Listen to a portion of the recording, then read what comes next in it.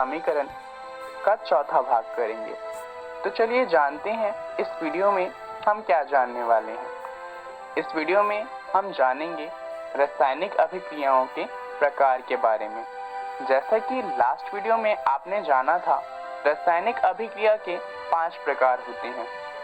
पहला प्रकार होता है संयोजन, दूसरा होता है वियोजन यानी कि अपघटन, तीसरा होता है विस्थापन, चौथा विस्थापन और पांचवा होता है अपचयन एवं उपचयन। चलिए शुरुआत करते हैं संयोजन अभिक्रिया को जानते हुए। जब दो या दो से अधिक पदार्थ, तत्व या यौगिक संयोग करके एकल उत्पाद का निर्माण करते हैं, ऐसी अभिक्रियाओं को संयोजन अभिक्रिया कहते हैं। जैसे कि उदाहरण आप देख सकते हैं कि दो या दो से अधिक अभिकारक जब मिलते हैं और उससे सिर्फ एक उत्पाद बनता है, तो ऐसी अभिक्रियाओं को कहा जाता है संयोजन अभिक्रिया। चलिए कुछ उदाहरण देख लेते हैं संयोजन अभिक्रिया के।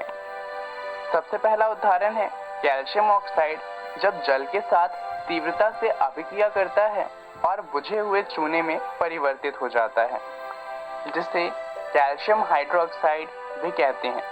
यहाँ आप देख सकते हैं कि यहाँ पे अभिकारक दो हैं, पहला है कैल्शियम ऑक्साइड और दूसरा है जल। दोनों से मिलके सिर्फ एक उत्पाद बना है जो है कैल्शियम हाइड्रोक्साइड। चलिए कुछ और उदाहरण देख लेते हैं। पहला है जब कार्बन ऑक्सीजन के साथ अभिक्रिया करता है तो उससे हमें कार्बन डाइऑक्साइड गैस मिलती है। एक और उदाहरण देख लेते हैं, जब हाइड्रोजन और ऑक्सीजन आपस में अभिक्रिया करते हैं तो इनसे हमें जल मिलता है। अब इन दोनों अभिक्रिया की बात करें तो दोनों ही अभिक्रिया में ऊष्मा मिलती है और ये ऊष्मा बहुत ज्यादा होती है। सिर्फ इन दोनों में ही नहीं, लगभग जितनी भी संयोजन अभिक्रिया होती है उन सभी में ऊष्मा मिलती है। जिन अभिक्रियाओं में उत्पाद के निर्माण के साथ साथ ऊष्मा भी मिलती है उन्हें कहा जाता है ऊष्माक्षेपी रासायनिक अभिक्रियाएं। चलिए ऊष्माक्षेपी रासायनिक अभिक्रियाओं के कुछ उदाहरण देख लेते हैं। इसका पहला उदाहरण है प्राकृतिक गैस का दहन। जैसा कि आप देख सकते हैं ये एक दहन का उदाहरण है, तो जाहिर सी बात है कि ऊष्मा तो इसमें मिलेगी ही। प्राकृतिक गैस यानी कि मीथेन का सूत्र होता है CH4। जब ये ऑक्सीजन के साथ अभिक्रिया करता है तो इससे हमें कार्बन डाइऑक्साइड गैस मिलती है, साथ में वाटर मिलता है और बहुत सारी ऊष्मा मिलती है। इसके अलावा अगर हम श्वसन की बात करें, जिसे इंग्लिश में रेस्पिरेशन कहते हैं, तो ये भी ऊष्मक्षेपी अभिक्रिया का उदाहरण है।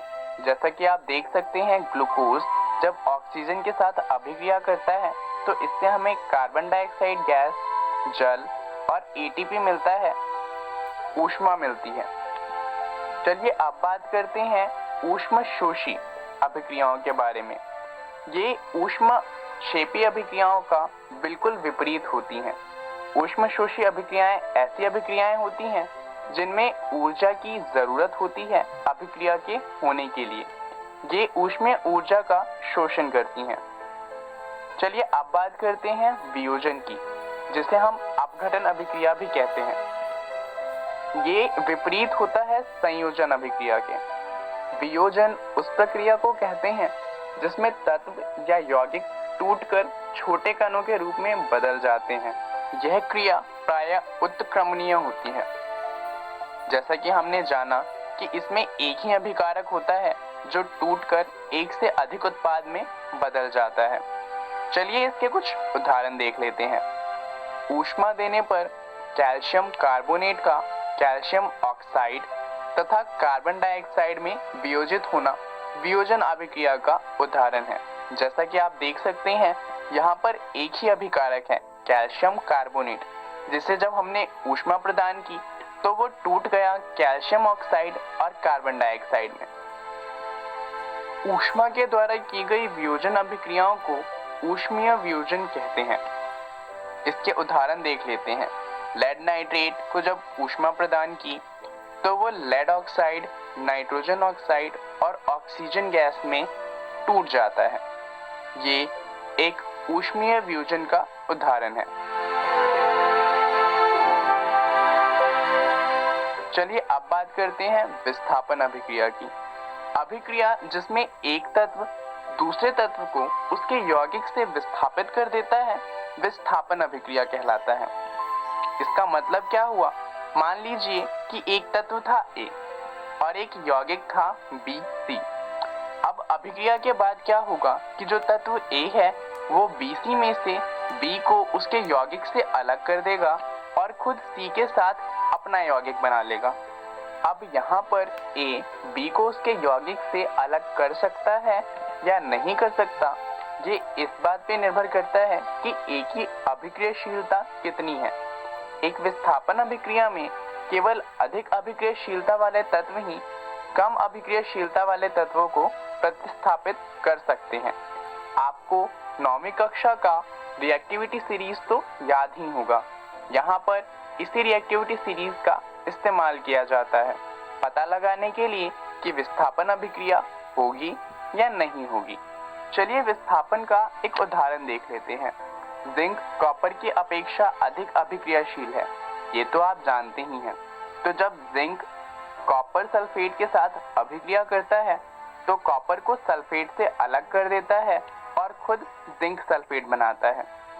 यहाँ पर आप देख सकते हैं कि जिंक ने कॉपर को सल्फेट से अलग कर दिया है। चलिए अब बात करते हैं द्विस्थापन अभिक्रिया की। वे अभिक्रियाएं जिनमें अभिकारकों के बीच आयनों का आदान प्रदान होता है उन्हें द्विस्थापन अभिक्रिया कहते हैं। जैसा कि आप देख सकते हैं यहाँ पे पहला यौगिक है AB और दूसरा यौगिक है CD। अभिक्रिया के बाद जो दो नए यौगिक बने वो हैं CB और AD। ये द्विस्थापन अभिक्रिया का उदाहरण है। चलिए अब बात करते हैं उपचयन की।